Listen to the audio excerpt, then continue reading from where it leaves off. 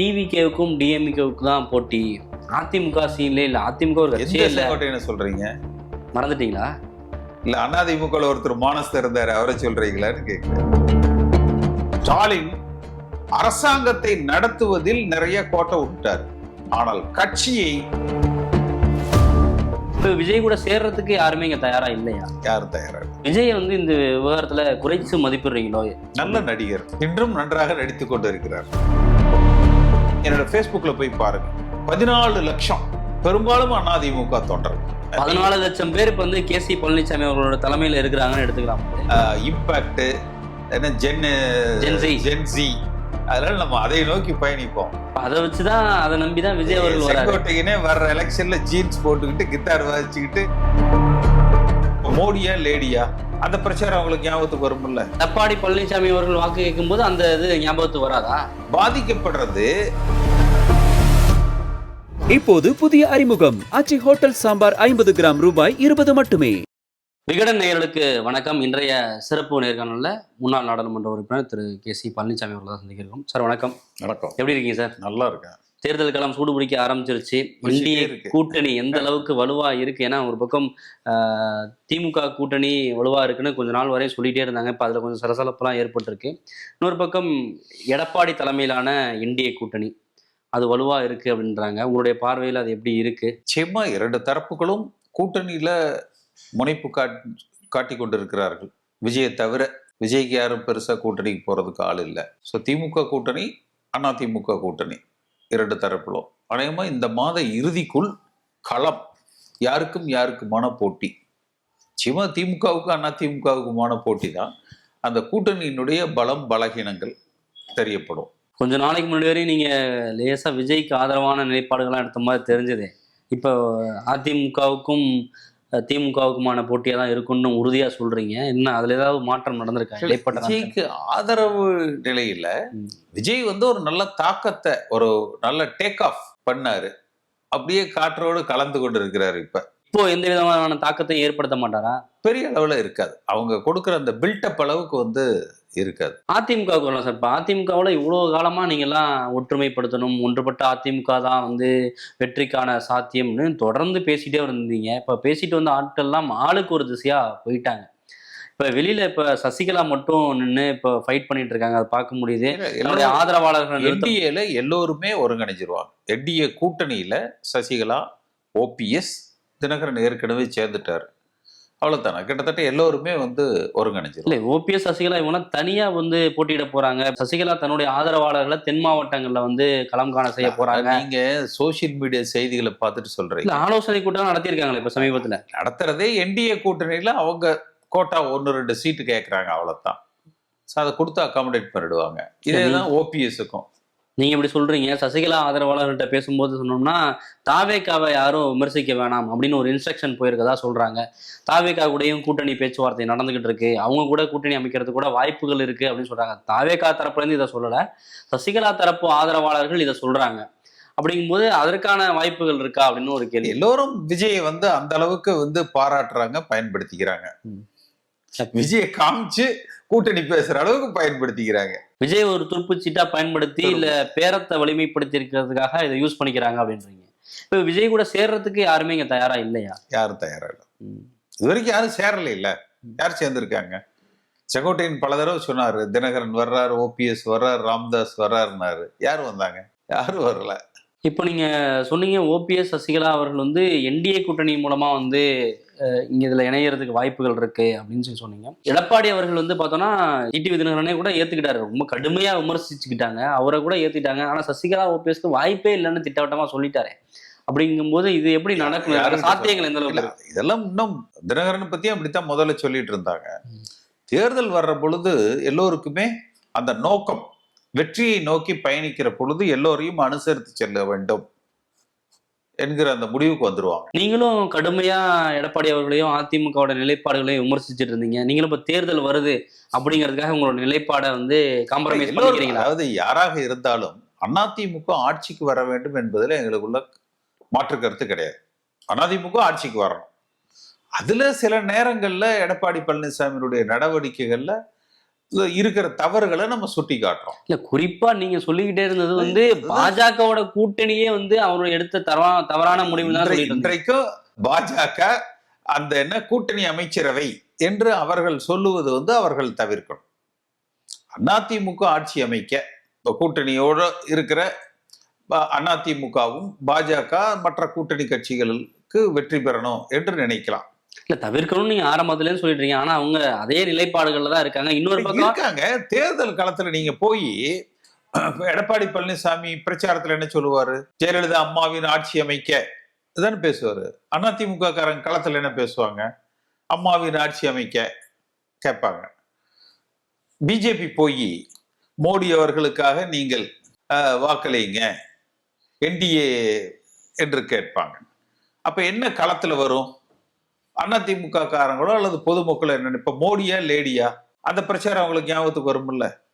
மோடியா லேடியானா எடப்பாடி பழனிசாமி அவர்கள் வாக்கு கேட்கும் போது அந்த இது ஞாபகத்துக்கு வராதா? எடப்பாடி பழனிசாமி அவர்கள் தனியா போய் அம்மாவின் ஆட்சி அமைக்கணும் அப்படின்னு கேட்கும் போது அந்த மோடிக்குன்னு சொல்லி போகும்போது ஒரே கூட்டணியில மோடியினுடைய ஆட்சியானா அப்ப அந்த இடத்துல பாதிக்கப்படுறது அதிமுக எல்லாம் ஓட்டு போட்டுருவாங்க.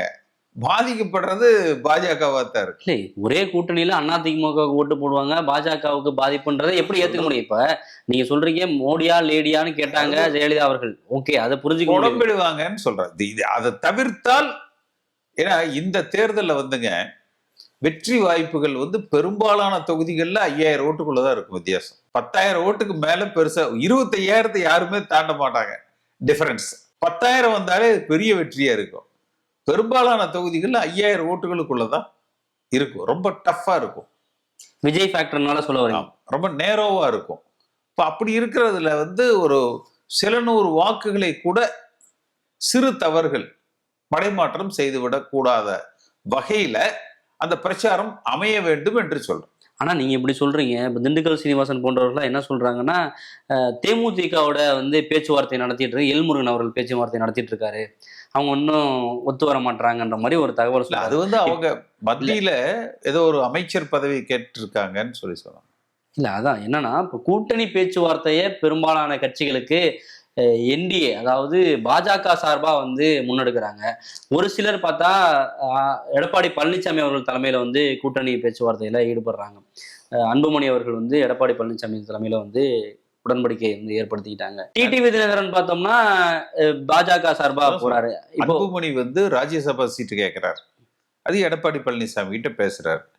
தினகரனுக்கோ அல்லது தேமுதிகவுக்கோ மத்தியில ஏதேனும் அமைச்சர் வாய்ப்புகள் எதிர்பார்க்கிறாங்கன்னா அதை நிறைவேற்றுகிற முடிவை பாஜக தான் எடுக்கணும். அதனால அங்க பேசுறாங்க.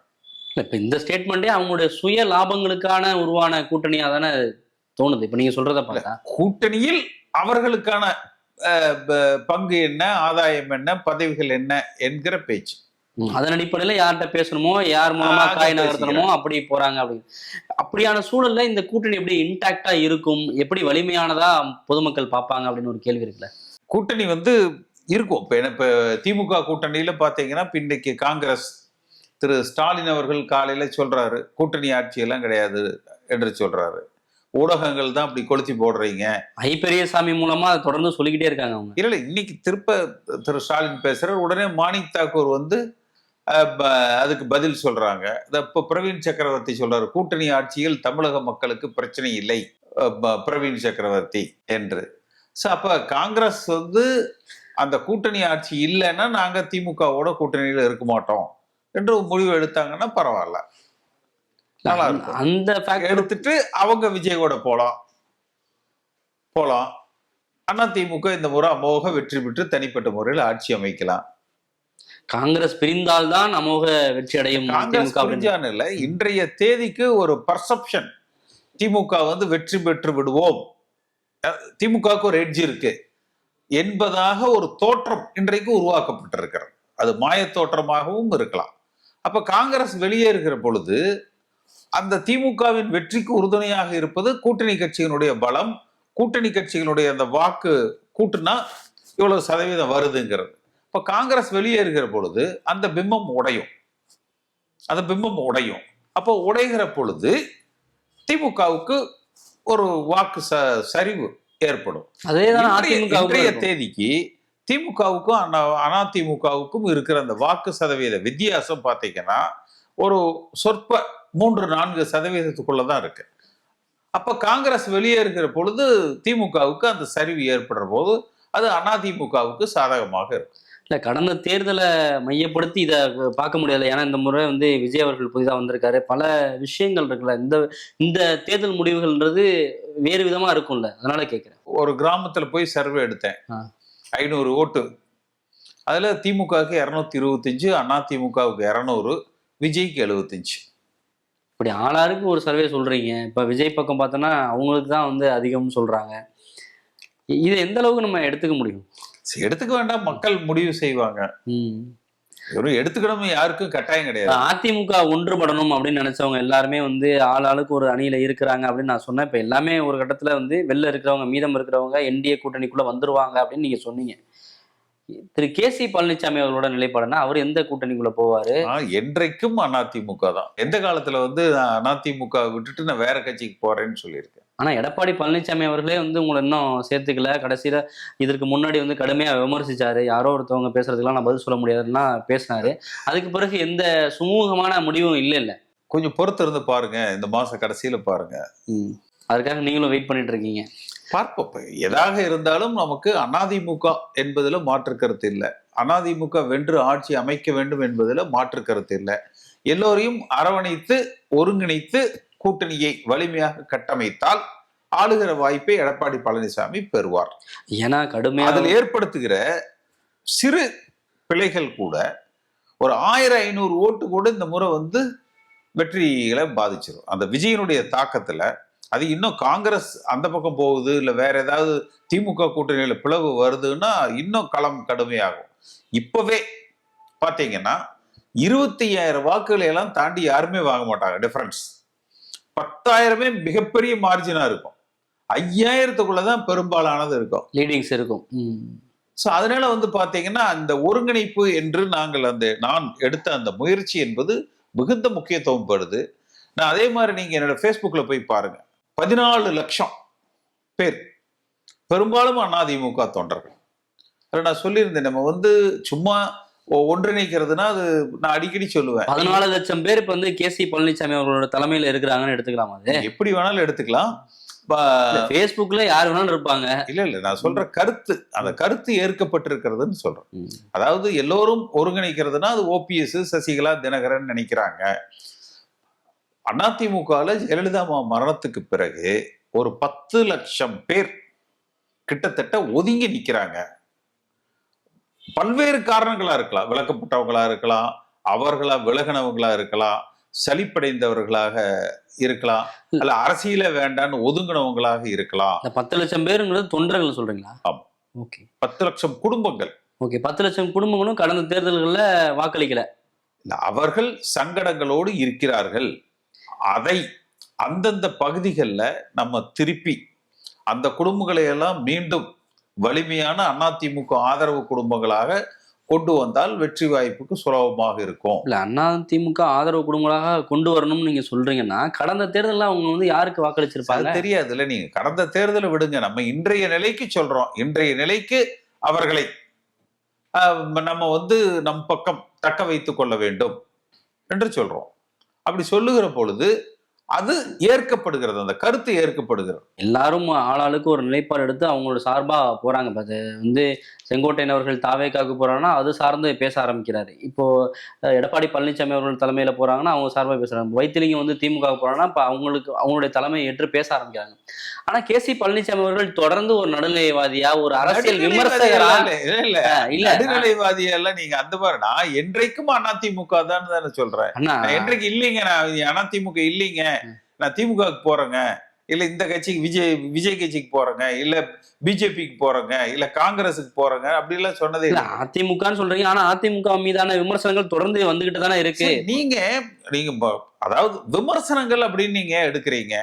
நம்ம வெற்றிக்கு இன்னும் என்ன செய்யணும் என்பதை பத்தி மட்டும்தான் நீங்க கேக்குறீங்க, நான் பதில் சொல்றேன். புரியுது. இப்ப நீங்க சொல்றத பார்த்து என்னன்னா, நீ இனிமேல் நீங்க ஏதாவது கேட்டீங்கன்னா இது செய்கை ஏதாவது காட்ட சொல்றீங்களா, என்ன எதிர்பார்க்கிறீங்க, என்கிட்ட ஒரு கருத்து கேக்குறீங்க. இப்போ என்னன்னா, என் மனசுல எது சரின்னு படுதோ அதான நான் சொல்ல முடியும். இல்ல, அது புரிஞ்சுக்க முடியுது. இப்ப காங்கிரஸ்ல ஒரு பிரச்சனை வருது, கூட்டணி ஆட்சின்னு சொல்லி நிறைய உறுப்பினர்கள் வந்து குரல் எழுப்புறாங்க. அப்படியான விவாதம் வரும்போது நீங்க தலைமை கிட்ட போய் சொல்லுங்க, அதுதான் சரியான முடிவா இருக்கும், பொது வெளியில பேசாதீங்க அப்படின்னு சொல்றாங்க. இது எல்லா அரசியல் பார்வையாளர்கள் விமர்சகர்களுடைய கருத்தா இருக்கு.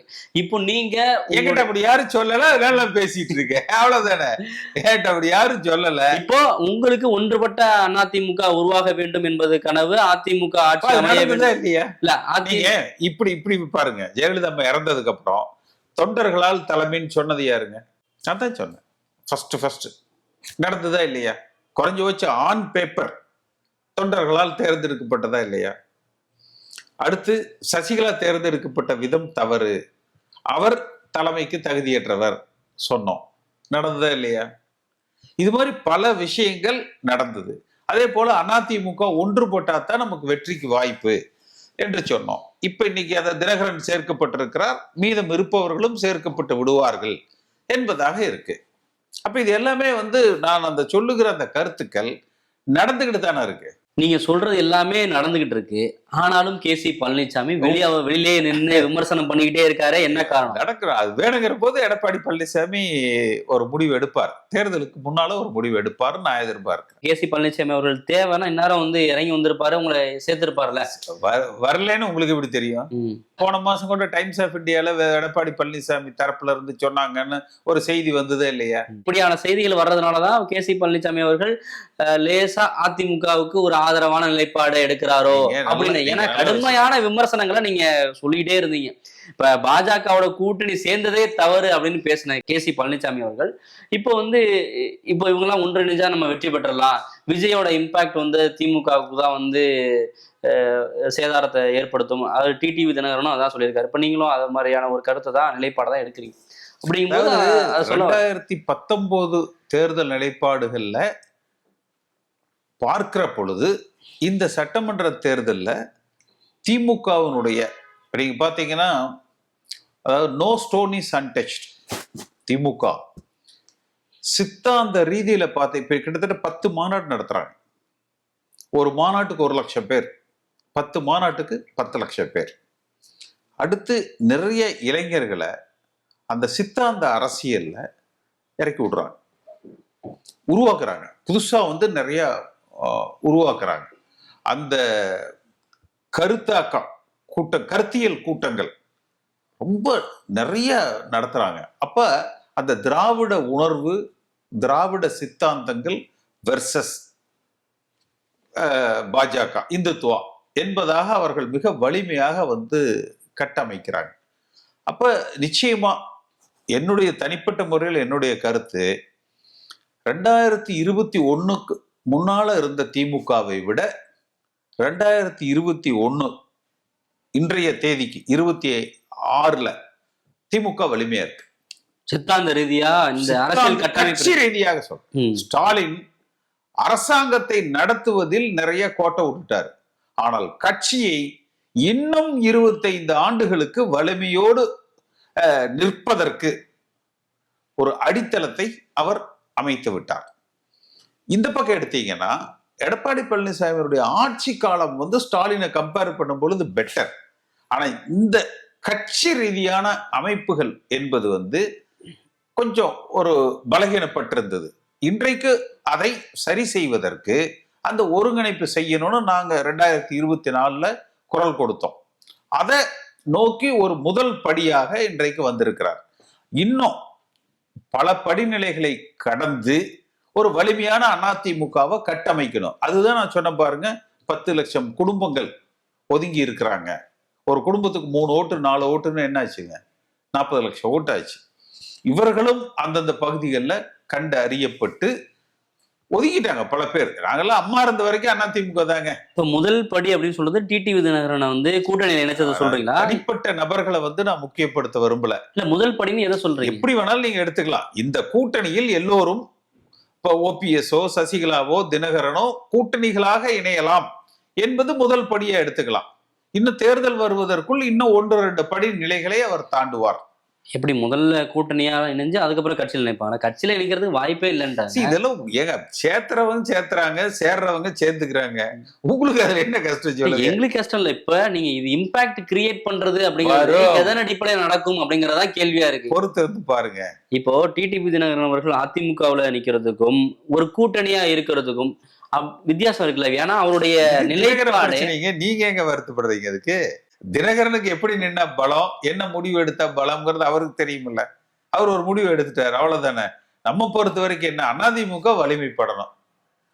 ஒருத்தர் வந்து அதிமுக சேர்றாருங்க, ரொம்ப வயசானவர் அப்படின்னா கூட அது நமக்கு பலம் தானே.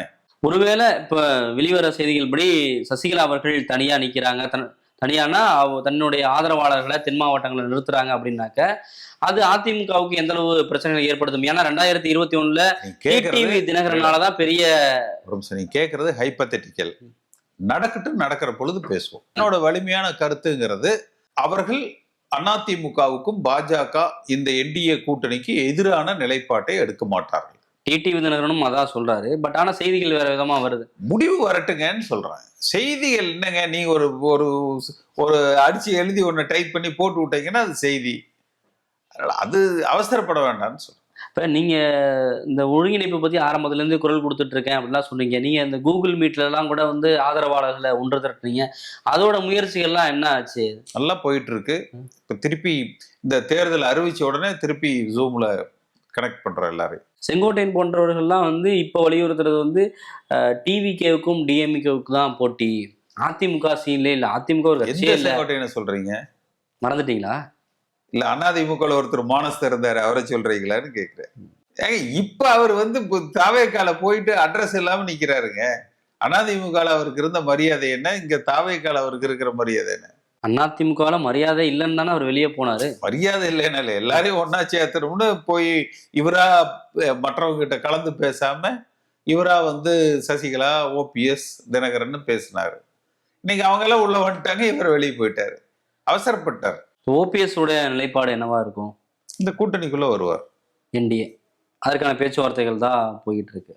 நீங்க ஆரம்பத்துல இருந்து இந்த செங்கோட்டையன் வந்து டிவிகேக்கு போனதுல இருந்து அவர் வந்து ஒரு மனப்புழுக்கத்துல இருக்காரு, அவர் வந்து மரியாதை குறைவா நடத்தப்படுறாருன்னு நீங்க சொல்லிக்கிட்டு இருக்கீங்க, பேசிக்கிட்டு இருக்கீங்க பொதுவெளியில. ஆனா அவர் அது ஓப்பன் ப்ரெஸ் மீட்டே வச்சு அப்படிலாம் இல்லை, நான் இங்க வந்து சரியான ஒரு முறையில தான் இருக்கேன், எனக்கு உரிய அங்கீகாரம்லாம் கிடைக்குது, ஆனா பொதுவெளியில எப்படியும் தவறான தகவலை பரப்புறாங்கன்னு ஒரு மறுப்பே சொல்லியிருக்காரு. ஆனாலும் நீங்க தொடர்ந்து அது மாதிரியான ஒரு கருத்துக்களை முன் வச்சுட்டே இருக்குது. பத்திரிகையாளர்கள்ட்ட அவர் வேற என்ன சொல்லுவாரு? மற்ற அரசியல் இருக்கிற சக நண்பர்கள்ட்ட அவர் சொல்லுவாரு, பத்திரிகையாளர்கிட்ட போய் சொல்லுவாரா?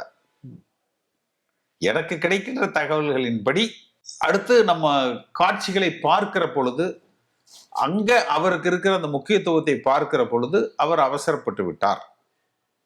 இன்றைக்கு அதிமுக ஒருங்கிணைந்து வலிமை பெறுகிற பொழுது அவர் சற்று பொறுமையாக இருந்திருக்கலாம். ஆனா வீட்டுக்கு ஒரு விஜய் இருக்காரு, வீட்டுக்கு ஒரு ஓட்டு அப்படின்னு கணக்கு பண்ணாலும் எங்களுக்கு வந்து நாங்க தான் வெற்றி பெறுவோம் அப்படின்லாம் பேசுறாங்களே, அதை பத்தின உங்க கருத்து என்ன? சக்கரைன்னு எழுதிட்டு போட்டா இனிக்கும்னு நினைச்சா அப்புறம் அதுதான் கருத்து. சக்கரைன்னு ஒரு பேப்பர்ல எழுதி காபி சாப்பிட்டீங்கன்னா இனிக்கும். அது நீங்க விஜய் வந்து இந்த விவகாரத்துல குறைச்சு மதிப்பிடுறீங்களோ? நல்ல நடிகர், இன்றும் நன்றாக நடித்துக் கொண்டிருக்கிறார். தன் படம் வெற்றி பெற்று விடும் என்று நினைக்கிறார். அது சினிமாவுக்கு பொருந்தும், அரசியலுக்கு பொருந்தாது. நீங்க ஆரம்பத்துல இருந்து சொல்லிட்டு இருக்கக்கூடிய ஒரு விஷயம், அதிமுக பாஜக அப்படின்னு சொல்லும் போது ஒரு என்டிஏ கூட்டணி அப்படின்னு முன்னிறுத்தும் போது தமிழக மக்கள் அதை ஏற்க மாட்டாங்க. அதிமுக அப்படின்னு சொல்லும் போது அதுக்கு உள்ள இம்பாக்ட் வேற, பாஜக கூட்டணியோட போய் வாக்கு கேட்கிற போது கிடைக்கக்கூடிய இம்பாக்ட் வேற அப்படிங்கிறது மிக முக்கியமான ஒரு கருத்து சொல்லிக்கிட்டே இருக்கீங்க. ஆரம்பத்தில் ஜெயலலிதா அவர்கள் சொன்னதும் அதுதான், மோடியா ரேடியா அப்படின்னு முன்னிறுத்தின ஒரு அந்த கேம்பெயினை முன் வச்சுதான் நீங்க அதை சொல்லிட்டு இருந்தீங்க. இப்போ மட்டும் அதை எடுபடும் நினைக்கிறீங்களா நீங்க? இப்பவும் அதிமுக கூட்டணிக்கு என்றுதான் பிரச்சாரம் நடக்கும். அப்படித்தான் அதிமுக காரங்க ஓட்டு கேட்பாங்க. திருமாவளவன் அப்படி ஓட்டு கேட்கிற இடங்களில் எல்லாம் அதிமுக வெற்றி பெறும். திமுக கூட்டணியில் இருக்கக்கூடிய திருமாவளவன் அவர்கள்லாம் தொடர்ந்து இதை தான் சொல்லிட்டு இருக்காங்க, பாஜகவுக்கு அதிமுக அடிமையா இருக்கு. பிரதமர்களுடைய கூட்டத்துல கூட அதிமுகன்ற வார்த்தையோ சுத்தி வளைக்காதீங்க. ஸ்டாலின் அவர்கள் என்ன கட்டமைக்கிறார்? தமிழகம் வெர்சஸ் டெல்லி, தமிழ்நாடு திராவிடம் வெர்சஸ் இந்துத்துவா. இதுதான் இப்ப சமீபத்தில் அவங்க கட்டமைக்கிறது. ஒன்று, இந்த அரசாங்கத்தின் மீது இருக்கிற அதிருப்திகள், வெறுப்புகள், அதனால இந்த அரசனுடைய சாதனைகளை சொல்லி வெற்றி பெறுவதற்கான வாய்ப்புகள் குறைச்சல். அப்ப அவர் சித்தாந்த அரசியலை கையில் எடுக்கிறார். சித்தாந்த அரசியலை கையில் எடுக்கிற போது திமுகவும் அதிமுகவும் ஒரே திராவிட கொள்கைகளை பயணிக்கிறவங்க. அப்ப அவர் பாஜகவை பூதாகரப்படுத்துகிறார். அந்த இந்துத்துவ அரசியலை எதிர்க்கிற திராவிட அரசியலை கடந்த காலங்களில் தமிழ்நாட்டு மக்கள் ஜெயலலிதாவா கருணாநிதியா, எம்ஜிஆரா கருணாநிதியா, திமுகவா அதிமுகவா என்று பார்த்து வாக்களித்தார்கள். ஸ்டாலின் காலத்துல அவர் கட்டமைக்க நினைப்பது என்பது ஸ்டாலின் வெர்சஸ் மோடி, திராவிடம் வெர்சஸ் இந்துத்துவா என்றுதான் அவர் அந்த அரசியலை கட்டமைக்கிறார். அதுலதான் கடந்த 3 தேர்தல்களில் வெற்றி பெற்றிருக்கிறார். அவர் அதை நோக்கி பயணிக்கிறார். அப்ப அந்த வெற்றியை தடுத்து அதிமுக வெற்றி பெறுவதற்கு அதிமுக களத்தை திமுக வெர்சஸ் அதிமுக என்பதாக கட்டமைக்கணும். அது குறிப்பா விஜய் போன்றவர்கள் வந்துட்டு போட்டி எங்களுக்கும் தாவேகாவுக்கும் திமுகவுக்கும் தான் ஒரு பக்கம் சொல்லுகிற பொழுது, ஏன்னா அந்த கேப் நம்ம விடுறோம், என்டிஏ வெர்சஸ் இது போது அந்த கேப் ஆயிடுது. ஸோ அதை விஜய் பயன்படுத்த நினைக்கிறார். அதனாலதான் நம்ம அந்த ஒரு நேரேட்டிவ் பாலிடிக்ஸும் சரி, அதுல நம்ம திமுக அதிமுக, கருணாநிதி எம்ஜிஆர், கருணாநிதி ஜெயலலிதா அம்மா, ஸ்டாலின் வெர்சஸ் எடப்பாடி, திமுக வெர்சஸ் அதிமுக என்கிற அளவுல அதிமுக ஆட்சி சிறப்பானது. பாஜக என்று வருகிற பொழுது அது பாராளுமன்ற தேர்தலுக்கு வேணா அது செல்லுபடியாகும். மாநிலத்தை ஆளப்போவது அதிமுக, தனிப்பெரும்பான்மையோடு ஆளப்போவது அதிமுக என்கிற அளவுல இந்த பிரச்சாரம் கட்டமைக்கப்படணும். ஆனா இப்படியான விமர்சனங்கள் நீங்க சொல்றீங்க, இப்படியான பிரச்சாரங்கள் கட்டமைக்கப்படணும். ஆனா பாஜகவுக்கு எதிராக ஒரு நிலைப்பாடை திமுக கூட்டணியோ திமுகவினோ சொல்லும் போது, பாஜகவோட முதல் முறையா கூட்டணி அமைச்சது யாரு? அவங்க கூட மந்திரி பதவிகள் வாங்கினது யாரு? பாஜகவை தமிழகத்துல பிரபலப்படுத்தினது யாரு? இப்படியான எதிர் தாக்குதல் தானே கொடுக்குறாங்க. இது எந்த அளவுக்கு அதிமுகவுக்கு பலம் கொடுக்கும்? இதே திமுக 2001 பாஜகவோட கூட்டணி போட்டு தோத்துருக்குது. இது வரைக்கும் சட்டமன்றத்துல பாஜக கூட்டணி அமைச்சு வெற்றி பெற்றது யாருங்க சொல்லுங்க? இல்ல இந்த நாடாளுமன்றத்துல வெற்றி பெற்று ஆட்சி அமைச்சிருக்கிறாங்க. சட்டமன்றத்துல திமுக 2001 கூட்டணியோடு ஆட்சி அமைச்சாங்க, இந்த தேர்தலை சந்திச்சாங்க, வெற்றி பெற்றாங்களா? இல்ல. ஆனா அதிமுகவினரோ பாஜகவினரோ இதை சொல்றாங்கல்ல, நீங்க தான் அதிமுக பாஜகவோட முன்னாடி கூட்டணி வச்சீங்கல்ல, அப்ப இனிச்சதா, அப்ப மட்டும் பேச மாட்டேன்றீங்க அப்படின்ற ஒரு அந்த கோட்லதான் இந்த பல இந்த லாவணி பாடுறதெல்லாம் இந்த தேர்தல்ல எடுபடாதுங்க. இப்பெல்லாம் கம்ப்ளீட்டா சோசியல் மீடியா இம்பாக்ட், ஜென்சி, அதனால நம்ம அதை நோக்கி பயணிப்போம். அதை வச்சுதான், அதை நம்பிதான் விஜய் அவர்கள் செங்கோட்டையனே வர்ற எலெக்ஷன்ல ஜீன்ஸ் போட்டுக்கிட்டு கிட்டார் வாசிச்சுக்கிட்டு விஜயோட பயணிப்பாரு பாருங்க. செங்கோட்டையன் ஒண்ணும் இல்லாம போயிருவாருன்றீங்க, இன்னொரு பக்கம் ஜீன்ஸ் போட்டுட்டு விஜயோட பயணிப்பாருன்றீங்க. குழப்பமான ஒரு ஸ்டேட்மெண்டா இருக்கு. இல்ல அதாவது எல்லாம் அந்த ஜென்சி பாலிடிக்ஸ் எப்படி இருக்கும், இல்லன்னா அவர் போய் ஆதவ கிட்ட கையை கட்டி நின்று இருக்கிற சூழ்நிலை வராது. இல்ல என்ன நடக்கலாம், பொறுத்திருந்து பார்க்கலாம் அடுத்து என்ன நடக்குது அப்படின்னு சொல்லிட்டு. முன்னேறது நன்றி சார். இப்போது புதிய அறிமுகம் ஆச்சி ஹோட்டல் சாம்பார் 50 கிராம் ரூபாய் 20 மட்டுமே.